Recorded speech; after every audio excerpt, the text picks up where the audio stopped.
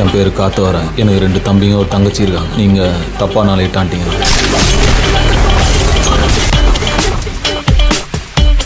He is smarter than I thought. எங்க போயிடுவான் புரிஞ்சுக்கலாம். இந்த மாதிரி ஆளுங்களை தொடக்கூடாது. தொட்டா கன்ஃபார்மா முடிச்சிடணும்.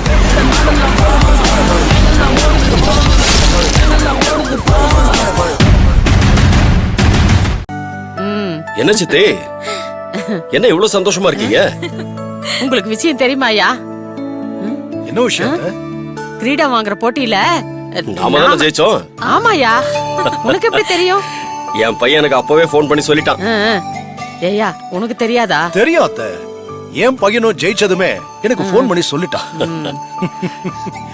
கிரீடம் நம்ம ஊருக்கு தான் வரப்போகுதுன்னு. இருந்தாலும் நீங்க சந்தோஷமா சொல்லிக்கிட்டு இருந்தீங்கல்ல, அந்த சந்தோஷத்தை ஏன் கெடுக்கணும்னு தான் நான் அமைதியா இருந்தேன். ஐயா, இப்ப என் மனசுக்கு ரொம்ப சந்தோஷமா இருக்கியா.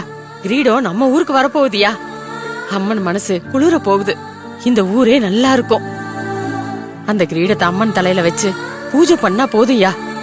அதுவும் மீனா கையால அந்த கிரீடம் கிடைக்க போகுதுன்னு நினைக்கும் போது எனக்கு இன்னும் சந்தோஷமா இருக்கியா.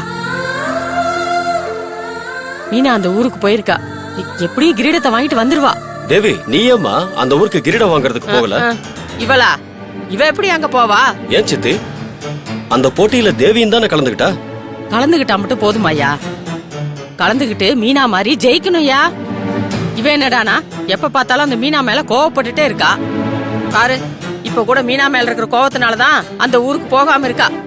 பாட்டி, நீங்க சும்மா அந்த மீனாக்கு கூச்சா தூக்காதீங்க. போட்டியில ஜெயிக்க நானும் தானே கஷ்டப்பட்டேன்.